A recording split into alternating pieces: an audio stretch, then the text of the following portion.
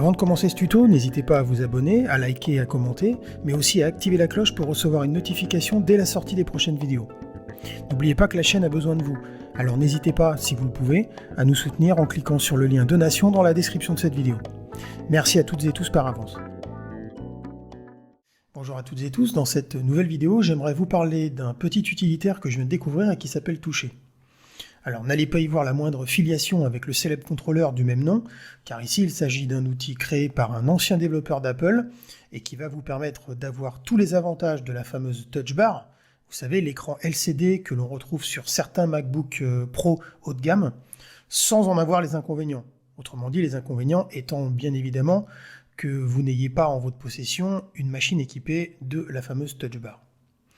Alors pour récupérer l'application Toucher, sachez tout d'abord qu'elle est gratuite et que vous pourrez la télécharger dans le lien se trouvant dans la description.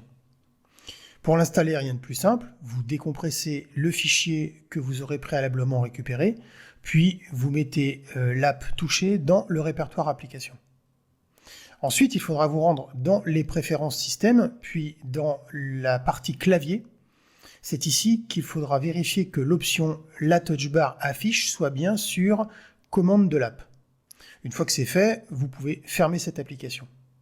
Ensuite, rien de plus simple. On lance Logic, comme ceci. Puis, une fois que vous avez ouvert un projet, celui de votre choix, vous ouvrez l'application Toucher.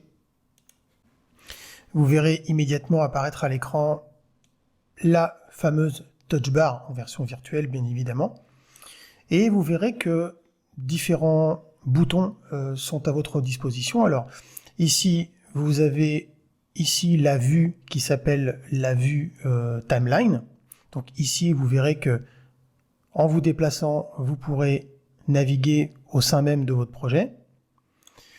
Vous pourrez aussi choisir 3 autres vues, comme celle-ci par exemple, qui elle vous permettra de piloter l'inspecteur de piste. On verra par exemple qu'ici en appuyant sur Level, donc le niveau, vous pourrez jouer avec le fader de la piste sélectionnée, mais vous pourrez aussi au sein de cette même piste avoir accès à différents éléments, comme ici mon kick.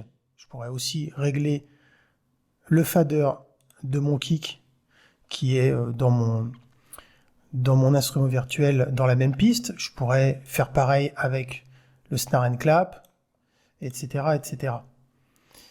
On pourra aussi avoir accès à une autre vue qui, elle, vous permettra d'avoir accès aux éléments de la barre de transport. Alors bon, on va dire que c'est peut-être moyennement intéressant d'avoir play, record, etc. à ce niveau-là, mais sachez que vous pourrez parfaitement configurer ici les éléments que vous aurez dans votre Touch Bar en allant dans vos raccourcis clavier. Alors, pour les raccourcis clavier, c'est Option K. Et vous pourrez ici, eh bien, en allant dans le menu Touch Bar, accéder aux différents éléments ici qui ont été déjà attribués. Et vous pourrez, par exemple, si je clique sur ce bouton-là, on voit que le bouton enregistrer est sélectionné et que je pourrais très bien ici modifier l'élément de la touch bar, par exemple changer la couleur du bouton et le passer en bleu par exemple. Hop. Je pourrais avoir ici une touch bar virtuelle qui sera configurée en fonction de mes besoins. Alors un petit outil intéressant qui pourrait améliorer sensiblement votre workflow, mais attention, seulement si vous l'utilisez à bon escient. Voilà pour ce nouveau tuto, j'espère qu'il vous aura plu, et je vous dis à très bientôt pour un nouveau tuto.